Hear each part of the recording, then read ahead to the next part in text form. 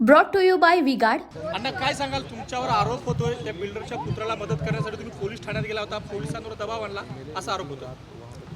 खरं तर सर्वप्रथम मी आपल्या सर्वांना सांगू इच्छितो, रविवारी सुमारे 3 वाजताच्या आसपास माझ्या मतदारसंघामध्ये जी घटना घडली त्याचं पहिलं मी दुःख व्यक्त करतो, खेद व्यक्त करतो. त्या कुटुंबियाच्या दुःखामध्ये मीही सहभागी आहे, मीही संवेदनशील त्याबद्दल आहे. गेले 2-3 दिवसापासून काही लोक जाणीवपूर्वक या ठिकाणी सोशल मीडियाच्या माध्यमातून माझ्या प्रतिमेला दाग लागावा अशा पद्धतीचे वक्तव्य करत आहेत किंवा काही पोस्ट शेअर करत आहेत. त्याचा खुलासा आणि त्याची माहिती देण्यासाठी मी आपल्याला या ठिकाणी आलेलो आहोत. भाइयों बहनों, उनके राज में पावर रहे अनस्टेबल और हम रखे सब स्मूथ और स्टेबल. हमारा नेता कैसा हो जो स्टेबल पावर दे वैसा हो. अब की बार वी गार्ड एसी स्टेबलाइजर का चमत्कार. खरं तर मी आपल्याला सांगू इच्छितो की रविवारी रात्री 3:21 रात्रीच्या माझ्या PNचा मला फोन आला.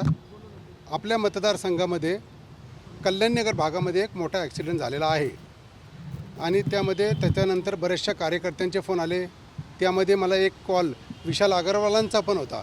त्यांच्याकडनं ही माहिती देण्यात आली की माझ्या मुलाचा ॲक्सिडेंट झालेला आहे, त्याला पब्लिकनी खूप मारलं आणि पोलीस स्टेशनला नेलेलं आहे, तर प्लीज आपण या ठिकाणी येता का. त्यानंतर मी त्या ठिकाणी घरी निघालो. पहिलं घटनास्थळी गेलो, तिथनं सर्वजण या ठिकाणी पोलीस स्टेशनला गेले होते. मी सुद्धा त्या ठिकाणी पोलीस स्टेशनला गेलो.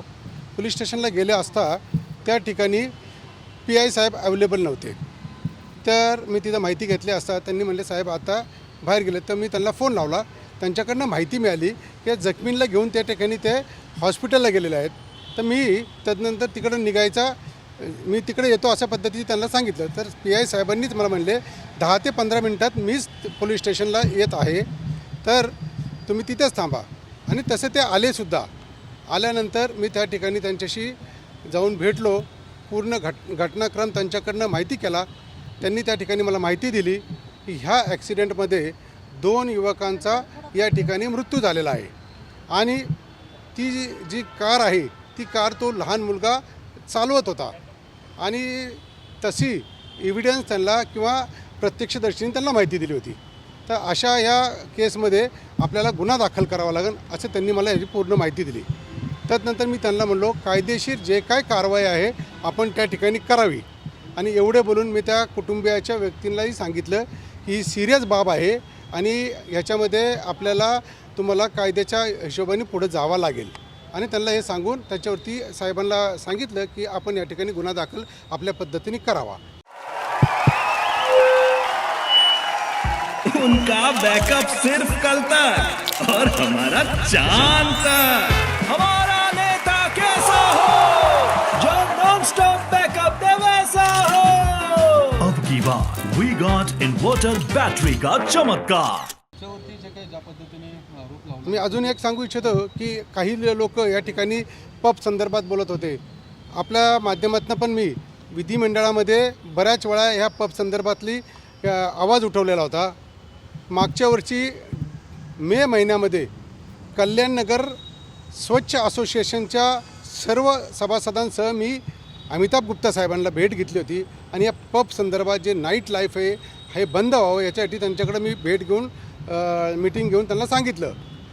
कित्येक वेळा माझ्याकडनं तिथं पत्रव्यवहारही झाला आहे. तसंच मी DCP त्या टायमिंगला पंकज देशमुख साहेब होते, त्यांनाही पत्रव्यवहार केला होता. त्याचे सर्व पुरावे माझ्याकडे या ठिकाणी अवेलेबल आहेत. तर आणि अशा पद्धतीने आपण सगळं केलेलं आहे. अगरवाल हे तुमचे मित्र आहेत, तुमची जी व्यावसायिक काय तुमची भागीदारी याच्यामध्ये आहे का असं सुद्धा आता आरोप होतोय, म्हणून तुम्ही त्यांना वाचवायला गेले. राजकीय क्षेत्रामध्ये मी प्रवेश करायच्या अगोदर ज्यावेळेस मी नोकरी करत होतो त्या काळामध्ये मी त्यांच्याकडे काम करत होतो. इंजिनियर म्हणून ज्यावेळेस मी पासआउट झालो तर नंतर मी त्यांच्याकडे काम केलं होतं. एवढी माझी ओळख आहे आणि ते माझ्या मतदारसंघातले एक मतदारसुद्धा आहेत. त्यांचे आणि तुमचे व्यावसायिक संबंध आहेत असा देखील एक आरोप केला जातो, याच्यामध्ये काय? एक लोकप्रतिनिधी म्हणून मी प्रत्येक व्यक्तीला या ठिकाणी ज्यावेळेस त्यांचा कॉल येतो तर आम्ही त्यांना मदत करायला तिथे जात असतो. व्यावसायिक संबंध म्हणला तर त्यांचा माझा फक्त नोकरी आणि त्यांच्याकडे काम केलं होतं एवढा माझा त्यांचा संबंध आहे. अग्रवाल यांचा तुम्हाला कॉल आला, तुम्ही त्यांच्याशी कॉन्टॅक्ट केला, पण जे पीडित होते, ज्यांचे 2 जण यामध्ये बळी गेले, त्यांचे आई वडील सुद्धा पोलीस स्टेशनच्या तिथं आलेले होते, त्यांच्याशी तुम्ही संपर्क केला का? त्यांचे हे सगळं खोटं आहे. त्यांचे आईवडील इथे नव्हते. मी माहिती घेतली, हॉस्पिटलमध्ये पण माहिती घेतली PI साहेबांकडनं. त्यावेळेस त्यांना डेड बॉडी त्यांची ससूनला नेली गेली हे सांगितलं. त्यांचे आईवडील इथे नव्हतं. माझ्याच कार्यकर्त्यांनी तिथं मदत करण्याचं, हॉस्पिटल लवकर त्यांना घेऊन जा अशा पद्धतीने करत होतं. तिथे ठेवण्याचं ही मदत माझ्याच कार्यकर्त्यांनी या ठिकाणी केली होती. महत्त्वाचं आहे सगळ्यामध्ये की साधारण अपघात झाल्यानंतर आपण पोलीस स्टेशनला जाणं अपेक्षित आहे की रुग्णालयात? नाही, मी अपघात झाल्यानंतर मी त्या ठिकाणी पहिलं घटनास्थळी गेलो आणि त्यानंतर मला कळालं की ते कुठे आहे आणि तसं मी PI साहेबांकडनं माहिती घेतली. पण या सगळ्या याच्यामध्ये तुम्ही जसं म्हणता की तुमचं बदनामी किंवा नाव खराब करण्याचा प्रयत्न केला जातो, कोण याच्या पाठीमागे असतो? बरेच सोशल मीडियामध्ये आहेत, बऱ्याच जणांनी ते टाकलेलं आहे. मी वैयक्तिक असं कोण नाही, पण बऱ्याच जणांनी टाकलेलं आहे. असे आरोप लावले जातात की आरोपी तेव्हा त्याची पिझ्झा बर्गर खाण्याची सोय करण्यात आली. तशी आपल्याला आता आपले गृहमंत्री असतील किंवा कमिशनर साहेब असतील, त्यांच्याकडे सगळे CC फुटेज अवेलेबल आहे. ज्यांनी कुणी त्या दिला असेल त्याच्यावरती कारवाई करा. ती CCTV फुटेज खुलं करण्याची तुम्ही मागणी करणार का? हो, करणार ना, का नाही करणार, करणार. ओके. हिंदी नाही रे, चांगली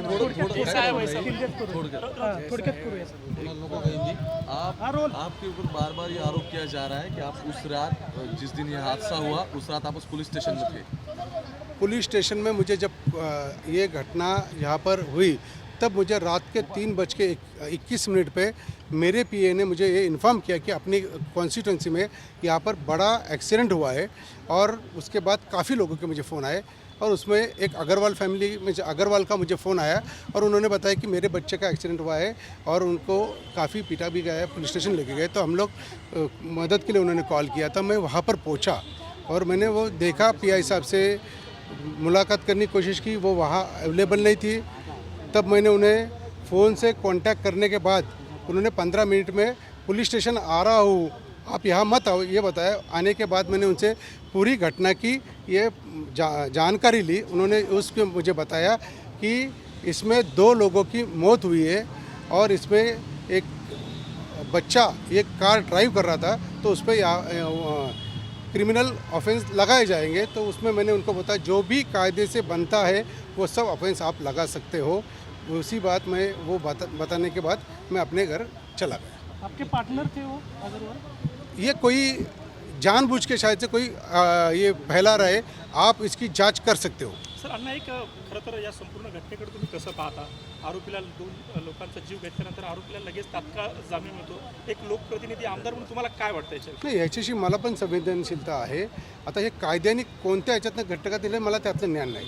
ते जे काय कायद्याने केलं असेल त्याच्यावरती आपल्या तज्ज्ञांनी या ठिकाणी अभ्यास करून हे करावं. Brought to you by V-Guard.